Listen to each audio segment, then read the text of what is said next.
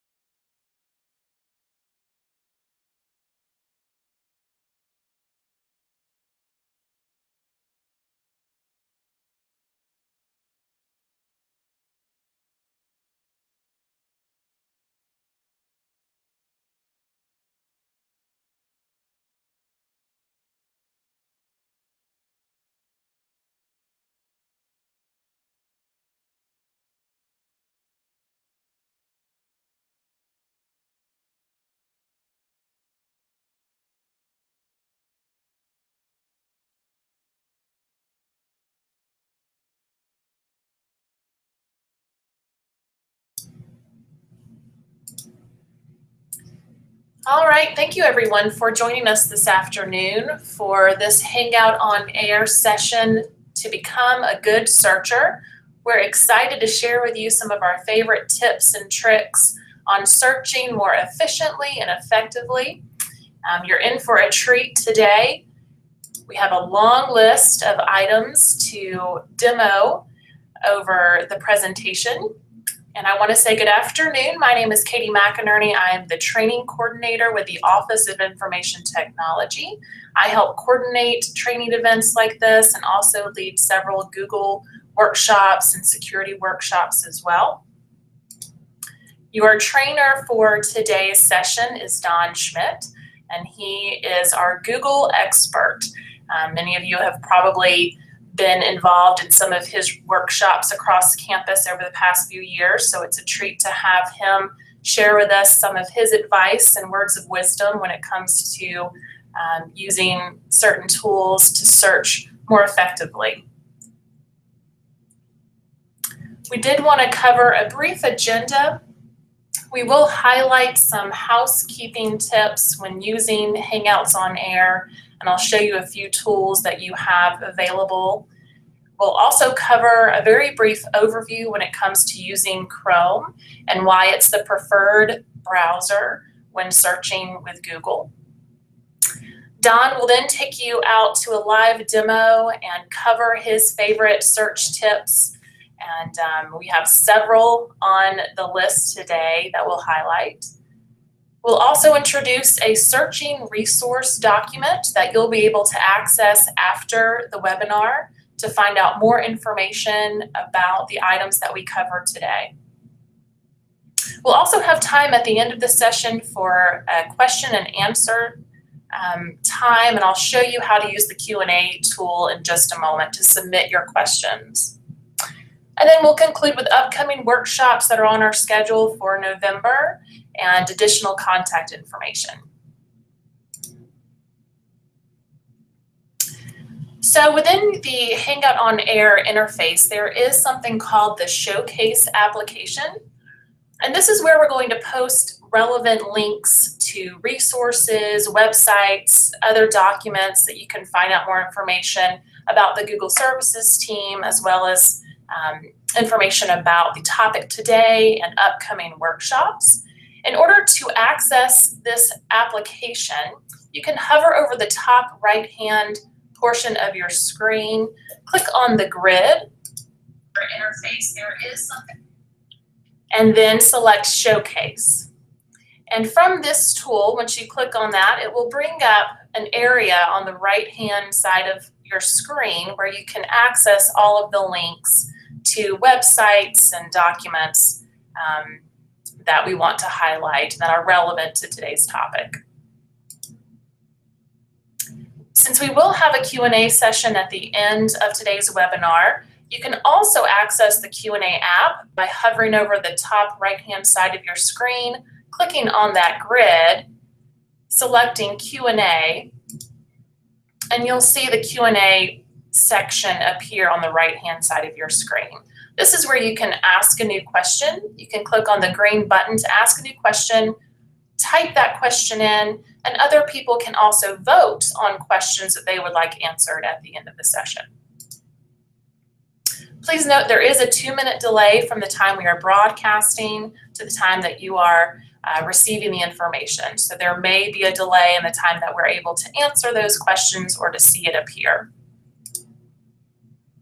All right, well, I will hand it on over to Don and we will get started, and he will tell us how to become a good searcher. Good lunchtime, everybody. I hope you're enjoying your lunch. We want to help make your life a lot easier for you by making you a good searcher. The #1 complaint that we hear from all Google users is, I can't find my stuff. I can't find that email that I was looking for. I can't find my document. I can't find anything else. So hopefully today we'll show you a couple of ways that you can find that stuff easier and faster. We're also going to demo the voice command option in Chrome, how you can use that to save a lot of time too. Here's a few of the things that we want to demo to you today. How you can use the Chrome search tool to do comparisons, definitions, calculators, look for trivia, use wildcards, and access and find stuff in your Google Drive. So those are just a few of the things that we'll be talking about today. Now, on the resource guide page, there's actually, I think, like 56 different hints and tips and tricks that you can use over there. So this is that page that you'll have access to, and you can see in the main body up there, there's quite a few links to a lot of resources. And further on down at the bottom part of the page, we get into a lot of other areas that we won't have time to cover today, but they may be topical specific to you if you're doing scholarly research or academic research or just all kinds of things. So there's lots of good tools down there for you to use. So please use those at your convenience. So remember where it's at. Okay. What we were going to do is we're going to show you a little 4-minute video to get started, but due to some technical issues and the delay problems, we'll let you look at that on your own. So when you come back after today's session, you click right there, the Google Search Overview video. The couple of Google staffers will walk you through a very quick little intro how you can use it to find stuff in your Google Drive, and then they'll spend a lot more time about how you can find stuff in Mail. So that's a really great video to watch, and to teach you a lot of little tips and tricks there. We want to start off now with actually talking about how you can search without using the search engine. So you don't have to use Google, you don't have to use Bing or GoGoDuck or any of the other stuff. When you're in a document, when you're looking at a web page, you're looking at a Word document, you're looking at a spreadsheet, anything else, if you just simply press your Control-F key on a PC or your Command-F key on the Mac, it'll open up a little search engine for you.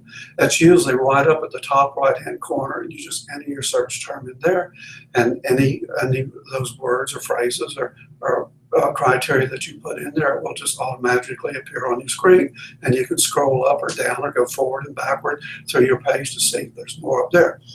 The key thing there that does, it saves you endless amounts of time of scrolling and then using the eyeball search for finding your stuff. You never find them all anyway, so this will find them all for you, and you can just use your up and down button to go find the next one or the previous one.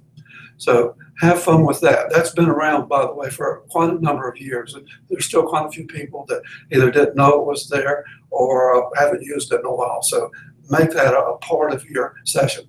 Anytime I log onto the computer, no matter what I'm looking at, a Word document, a Google document, or a web page, anything else, I just automatically just hit the Control F button and turn it on. So if I find myself scrolling, I just say, don't do that anymore. Go have a look for it. So now let's talk about how we can do some searches with the search engine. So here we are. We're using the Chrome browser, and we're going to do some Google searches. The first thing that we'll show you is how to do a comparison. So in your search term area up there, let's just compare pears versus bananas. Yeah, either one will work fine up there or down there.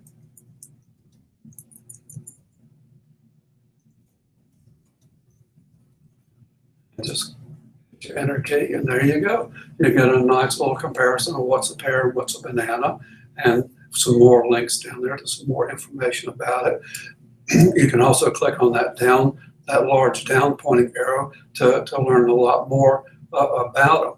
So very useful if you want to know the difference between a lake and a pond. You could just say, pond versus lake or lake versus pond.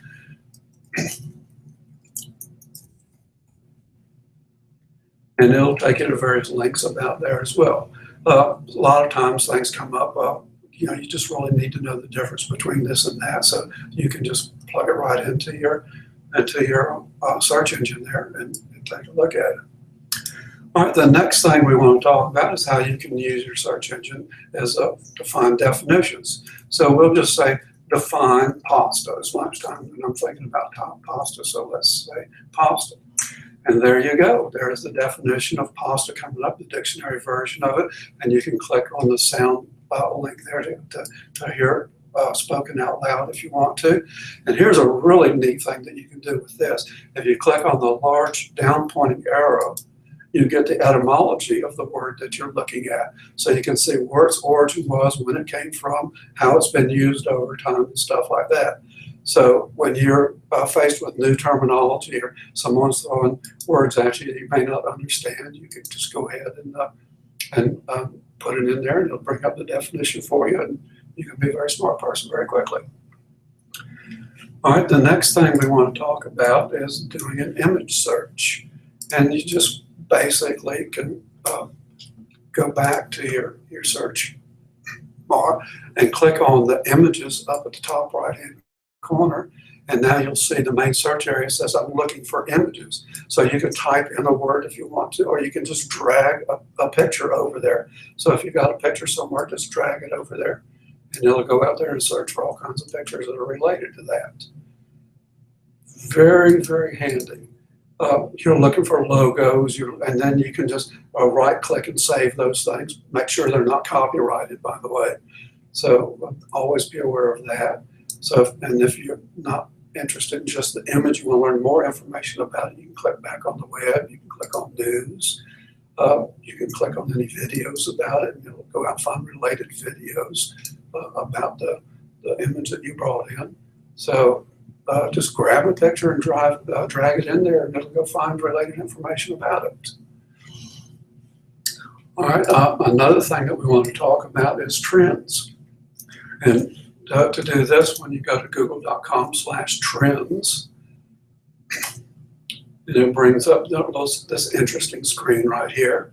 It doesn't seem to be very helpful, but if you go up to the top blue search area up there where it says Google Trends and type in, let's say auto sales. So we want to track how cars are being sold. And hit enter, and then up we come with, there's how the car sales have been tracking over time. It's an interesting little pattern right there. But maybe it's more helpful if we compare it to something else. So if we click in the add term item area, then we'll put in truck sales.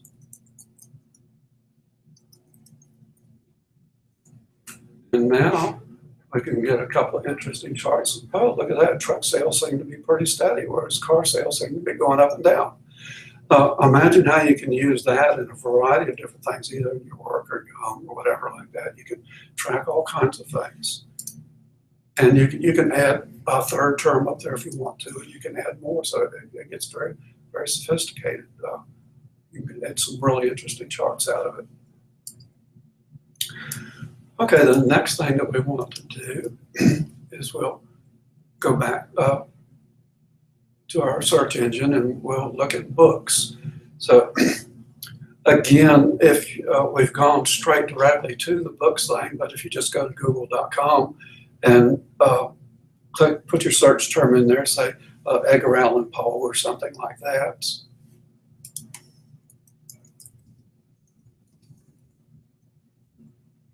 And it'll bring up all the books about Edgar Allan Poe. So if you've misspelled it or whatever, it'll correct you, prompt you for a better way to spell it, that kind of stuff. I don't know if you're aware of it or not, but Google has a books project that's been going on for a number of years. And what their goal basically is to digitize every book that's ever been printed.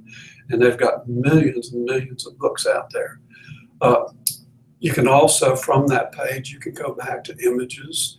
We'll find pictures of Edgar Allan Poe. You can go back to the web, and they'll find web features about it, or just videos about it, whatever you want. So if you want to go back to books, just click on books up there. And if you want to click on more, see what other options are available to you, you can go down there and you want to go shopping for Edgar Allan Poe things, there you go. So there you can go buy some of his books or trivia or souvenirs or whatever. So that's how you can use it for books. Now, the next thing we want to talk about is let's do a graph. So we'll just plug something in there, up there. Go back to our main search engine and we'll just plug in a simple little formula right there. And there you go. We've graphed a mathematical term. And you can get very, very sophisticated with that. There's a few syntax things that you have to learn to use, the keyboard things, the asterisks for times and that kind of stuff, and how to do exponents and that type of thing. But very sophisticated. You can do some very complicated mathematical drawings by graphing them out that way.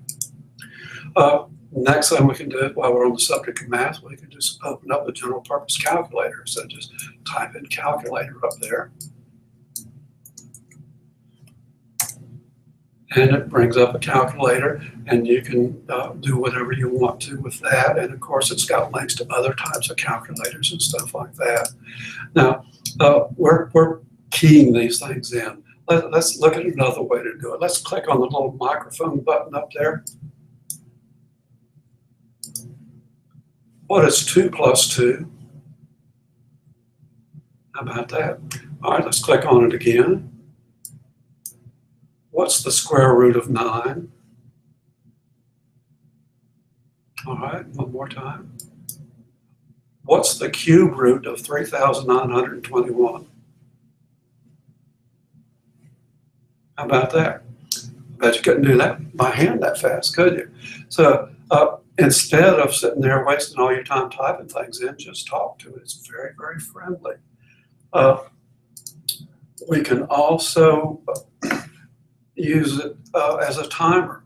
So we can go up here and type in the word timer. Let's just do something real quick. Let's say timer 3 seconds. So if you're at home and you forget where your timer is and you got to boil some eggs or something like that, and you'll get the little alarm that goes off, and you can stop it up there, hitting the speaker, or you can click OK, or you can reset it to another setting or stuff like that. You can use it at your office. You need to be somewhere in 10 minutes, but you don't want to go to calendar and do a reminder, so just turn on a timer and do it. Let's go up to the microphone again and see if we can get it to work from there. Set timer for 2 seconds. There you go. It's as simple as that. Why bother wasting your time on the keyboard? Okay, the next thing that we want to do, let's talk about the tip calculator. We're always at the restaurant or something like that, and I have the little app on my smartphone that does this all the time. And you just put in the amount of the bill, and I don't know what's currently in vogue. I think 17% is what we use.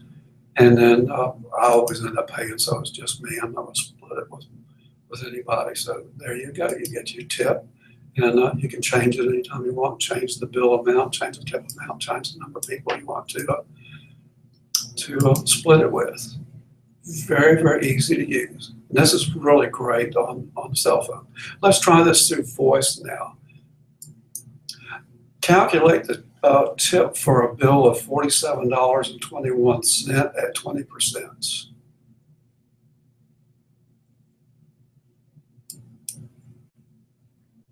Oh, well, see, it's not always great. Maybe it's just the way I'm talking about it, but we'll see. We can do all kinds of different things.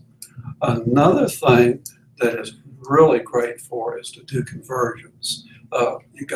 You want to convert inches to feet or something like that. So convert 90 kilograms to pounds. There you go, 198.4 pounds. We can convert, let's use the microphone.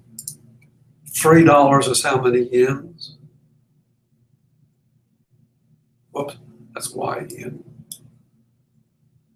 $3 in yen. There you go. I got to speak a little more clearly. How about that? So it's very quick. All right, let's talk to it again. 5 feet is how many meters? There you go. Very simple to do. Just talk to it and it'll talk back to you. Another thing that comes in really handy is you can use the search tool in some of your Google apps. So if you're in a Google app, that's fine. Let's just open that document. So here we are in a Google document. Just go up to your toolbar, click on Tools, and turn on the Research tool. It opens your Research tool over there, and just enter in a term that you want. Maybe we want to know some more about pasta, and it brings up in this case, images about pasta, and you can drag those images into your document if you want to. You can also use that drop-down arrow up there to go out there and search the web, or just search for scholarly notes or dictionary definition. And any of those, you just grab them and drag them into your document. You bring them in there. Now, there's another option up here too with this little drop-down button right there. So if you're looking for things, and you can subdivide this down here to say, I only want to see images or documents that are not licensed or not copyrighted, or that are copyrighted or not copyrighted. You can also use in scholarly papers or any kind of paper for doing cites.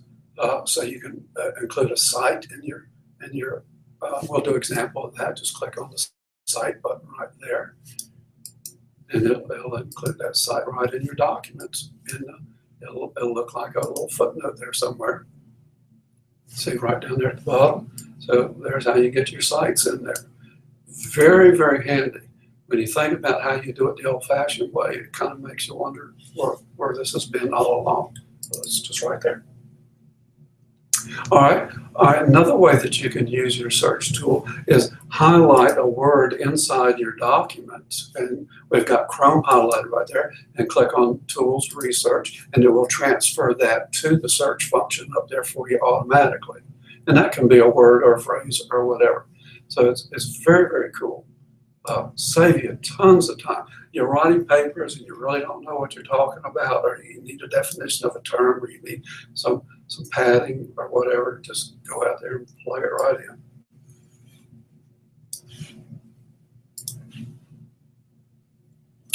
Okay, another thing that we can do is we can search a specific site.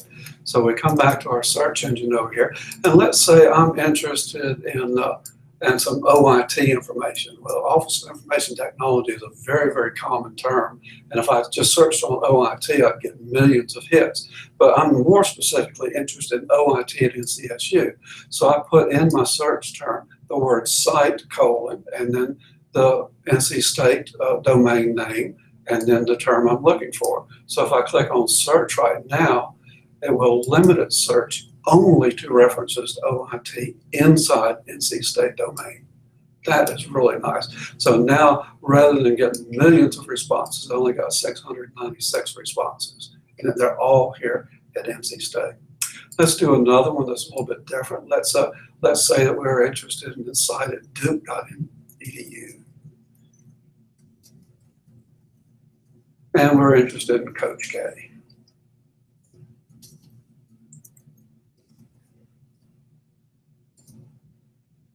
There you go.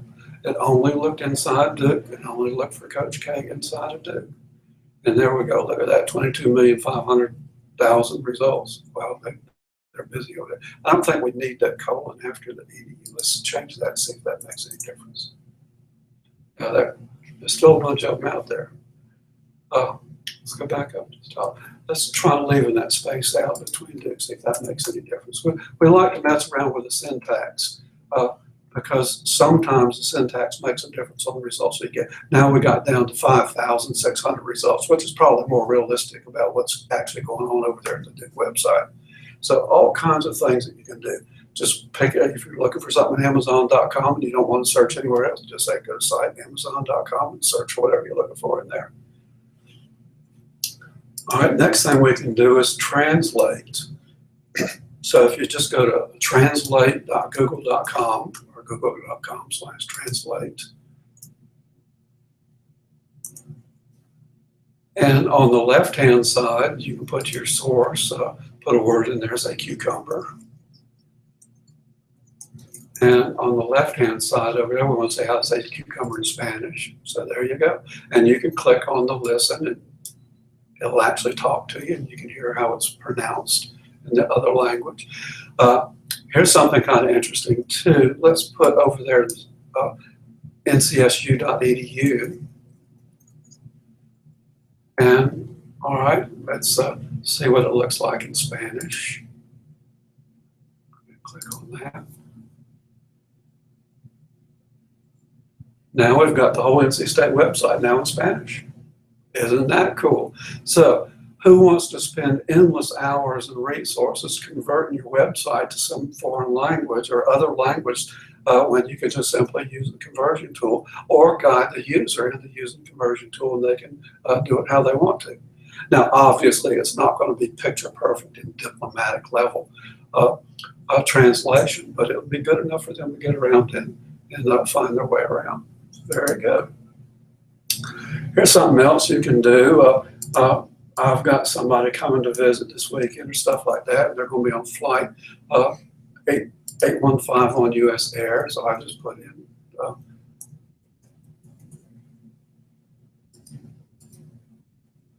815 US Air. And let's click on that first link. And it shows the route. It's not flying right now, but if it was, it would show you a line from, it'll show you a line from the departing point to the destination point. And if the airplane were in the air, you'd actually see the airplane, little image of the airplane tracking along the line, so you could follow along where they are. So that's kind of neat. Neat way to find out who's going where. You can also find umpteen locations with it. So here we are in the Hillsborough building in Raleigh, North Carolina. So let's see where that is. So that brings it up right there. And we'll go ahead and click on that and expand it. And let's say that you want to come visit us for some reason. Well, you can come on the left side now and click on directions and say, maybe I'm coming from Greensboro.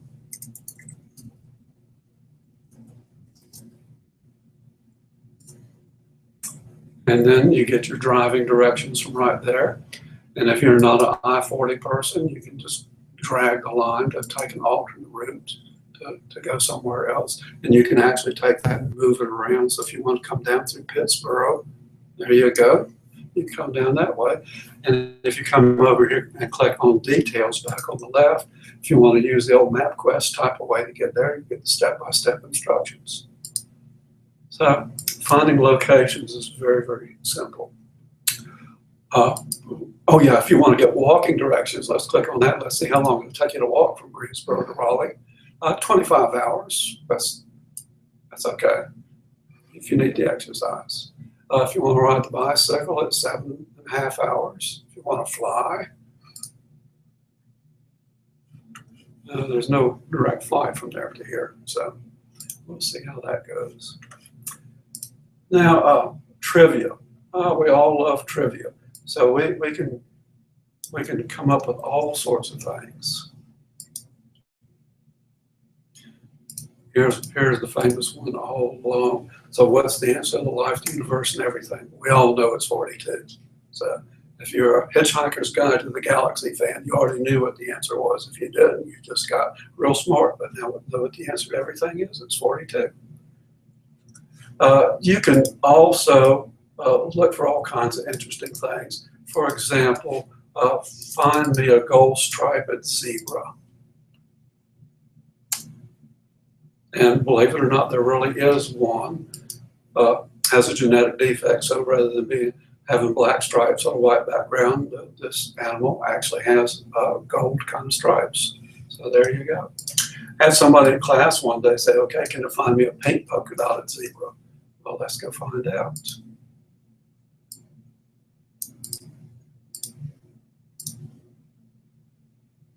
And it gets pretty close. So, of course, in this case, there doesn't appear to be a real thing, but you can click on any of those and find out all kinds of stuff. So, there you go.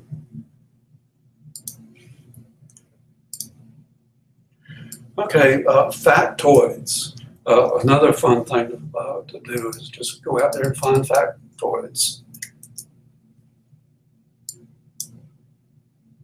So what's the population in Shanghai, China? 14.35 million. Okay, what's the student enrollment in NC States?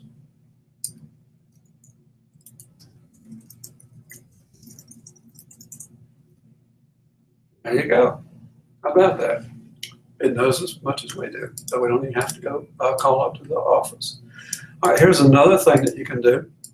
You can track packages. Of course, you'll probably, when you order something now, you automatically get emails saying your stuff's being shipped, and you can click here to track it. But if you just want to go on your own, you don't even really need to put the FedEx package. You just put the number in there, because each company, UPS, FedEx, UPS, USPS, and all the rest of them have their own syntax, and Google's smart enough to figure that out.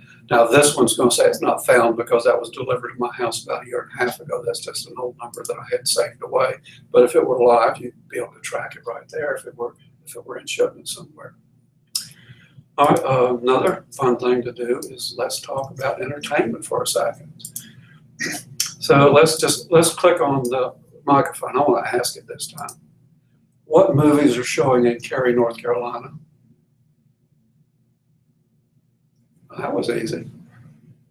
And of course, you can go order your tickets ahead of time and do all that stuff with it. All right, let's ask another one up there. How many Chinese restaurants on Hillsborough Street in Raleigh, North Carolina? There you go. Isn't that great? And you, of course, click on those and get the details and schedules and the menus and all that kind of stuff. Weather's always a good one to ask. So instead of typing, let's just ask it. What's the weather in Raleigh, North Carolina? By the way, I didn't have to say North Carolina because it knows where Raleigh is. All right, let's click on that again. What's the weather in Moscow, Russia? And of course, you can click on those and get more details if you want to, that kind of stuff. Another thing that you can do is sometimes you may not know the right spelling or the right phraseology to use, something like that. So you might want to use wildcards.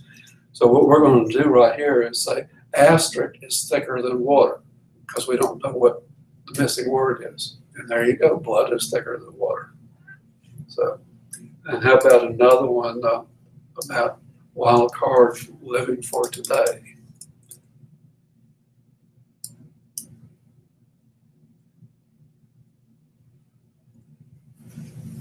Okay, it brings up several references to that. Now, you can use wildcards embedded inside the phrase. It doesn't have to be at the beginning, just like in the examples that we've used right here. But we've put a few of those in there just to show you. Now, the next thing is, and you're really going to have to go to your Google Drive for this. The second biggest complaint that people have is I can't find stuff in my Google Drive. So in your Google Drive, you have your search terms up there, and you can just look for whatever you want to. I think we're involved with the Combined Cam, the SECC, so maybe there's something out there about that right now. We're going to find out if there's any documents out there about that. And there you go. She's got a few notes about that. We can use the drop-down button up here to be more selective. We can say, maybe we only want spreadsheets that are not owned by me. Let's see how many of those we got. Well, how about that? How many documents not owned by me? Okay, so these are obviously documents that are shared with us by someone else. And if we close that, we can see who the owners are and when they shared it with us.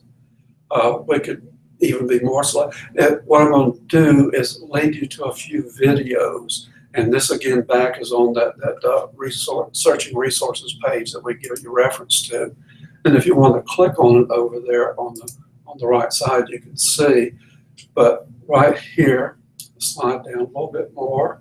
On Google Drive searches, there's some links to some very good videos out there. There's a couple of them that are less than a minute long. There's a couple of them that are a few minutes long. But all of them have excellent, excellent hints on how to find your stuff in your Google Drive. Save you endless amounts of time, frustration, and pulling your hair out by making it easy to find your resources out there, whether you own them, somebody else owns them, or by type or whatever. So there you go. One other thing that you can do too, if you have a PC, let's just copy that over there and show them what it looks like.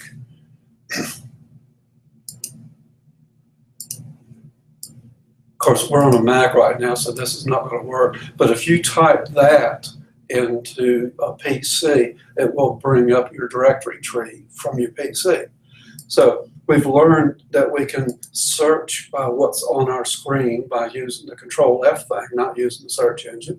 We've used the search engine for a whole variety of different ways that we can do searches. And we can actually look on our own computer right here. I don't know if we can how it works on the Mac. We're going to do some research on, see how we can put that in. If we do, we'll put it in the document for you to see. Now, if any of you have entered any questions, we can go over there and try to address some of your questions right now.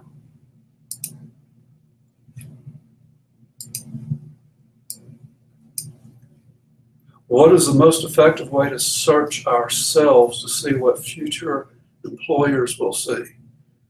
I think I'm going to let Katie do that one because I'm not a social media person and I don't get a whole lot involved in that. But I know if you just go out there and Google your name, you'll get some. But there's a lot more out there than just that. No, I would agree. I, on occasion, will go out to google.com and type my name in and see what websites appear. That seems to be the most common way that anyone searches for other people. Of course, you have your social media sites as well. You have LinkedIn, Facebook. I'm sure Twitter is probably another one that folks may reach out and do some research on.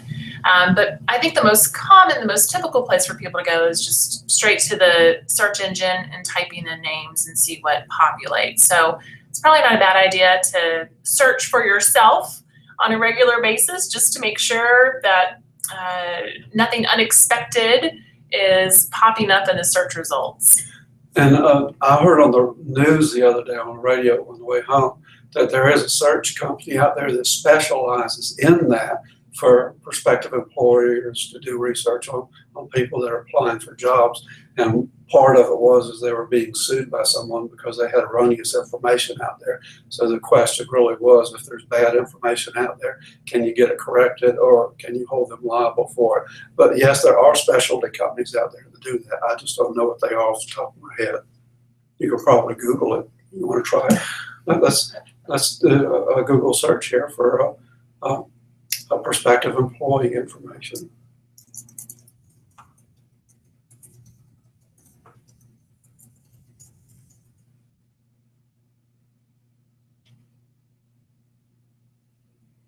So there's lots of individual ones out there, but I don't see a search engine specific one for that. So do we have any other questions? I don't see any on our list right now. Sorry we couldn't give you a better answer on that, but I don't think there really is an absolute answer on that anyway.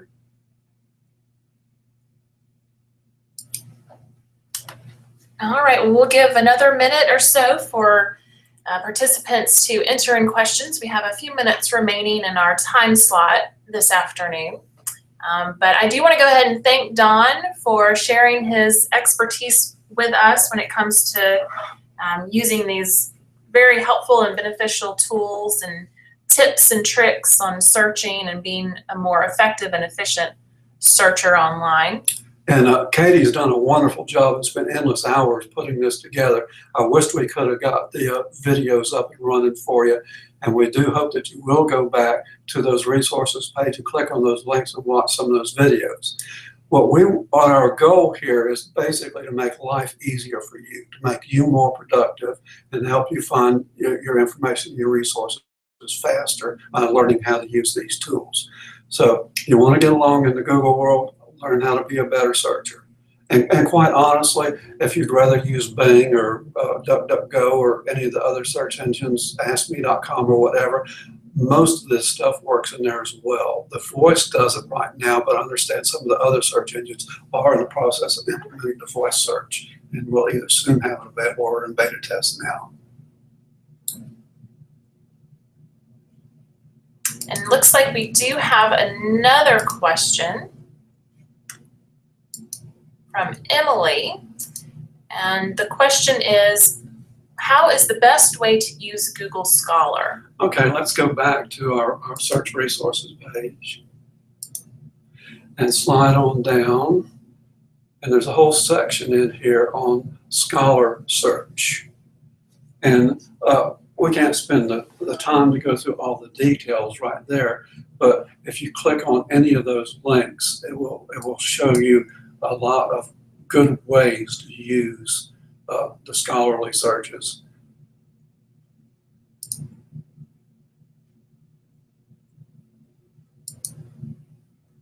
And another thing that you can do out there too is Google has 100 years of newspapers out there too. So they've gone to all the morgues of all the newspapers and scanned all of their stuff in, either scanned it in or electronically transferred it in. And now they have 100 years worth of newspapers from thousands and thousands of newspapers all over the world out there. So in your scholarly search, you can do a more sophisticated search by clicking on the down pointing arrow and be more specific about your terms.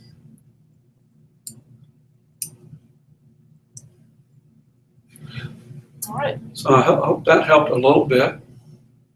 Good question. Thank you, Emily. All right, and while we're waiting for additional questions to come in, we do have additional resources available to you.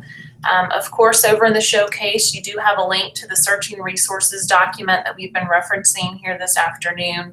Again, that has even more detailed information about some of the items that Don covered today, along with other really helpful tips that we encourage you to look through and see how else you can use those in the work that you do every day, and even at home in your personal projects that you're working on. Advanced search options in Drive will take you to a support page by Google that goes into more depth about how to search your Google Drive for files and documents. Yeah, and please remember, all of this is available on your mobile devices as well. You don't have to be sitting at a computer to do all this. We know about Siri and some of the other voice-activated functions on the smart devices. So you can do basically everything that we've done here from your mobile device as well. And there's some guidelines there on how to use them. And Don mentioned earlier the videos that were available with more information that you can watch back in your office or at home that goes into more detail and takes you step by step through the different ways to find files and information in your Google Drive. And of course, if you can't find it, you can always Google it. All right, we will move on to the conclusion of today's webinar. I do want to highlight some upcoming workshops that you may find beneficial that we have on the calendar for November. Hopefully you'll see something that interests you. We'd love to see you at one of our workshops. We typically hold workshops in person at the Avent Ferry location and also in the ITSE labs over in D.H. Hill Library. And our goal is to incorporate more Hangout on Air webinars so we can reach more of a variety of NC State affiliates here with campus. So hopefully we will see you in person or online again at another session very soon. And again, you can simply go to the Classmate website to browse a complete schedule of our workshops and training that we have. And we do have events scheduled through the end of the year, and we'll be posting our 2016 spring schedule very soon. And on the Classmate website, if you don't see something you're looking for, just use the search button up there and enter in the term, and it'll bring up all of our offerings where we have that term referenced in it, whether it be a class or a workshop or lunch and learn or something like that. So do feel free to do that. We would love for you to stay connected with OIT and with the Google Services team. And there's plenty of ways that you can do that. First of all, being Twitter, we have a Twitter account for OIT and Google Apps where we will tweet different updates and new features and tips and events that we have going on related to Google. We also have the Google Plus page. You can circle up with us and follow us out there on Google Plus. We have a lot of fun with that site where we do post new ways to utilize Google applications. We're always posting our favorite tips and hints out there as well. So we hope that you will follow up with us if you haven't already. And there's another link to Classmate.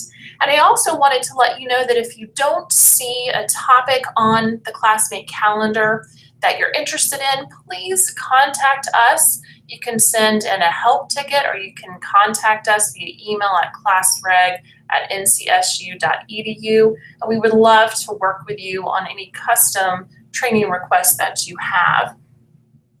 And also, if you're interested in learning how to conduct a Hangout on Air, like we're doing this afternoon, again, please feel free to reach out to us about that, and we'll be glad to walk you through how to set up one of these events through Google+.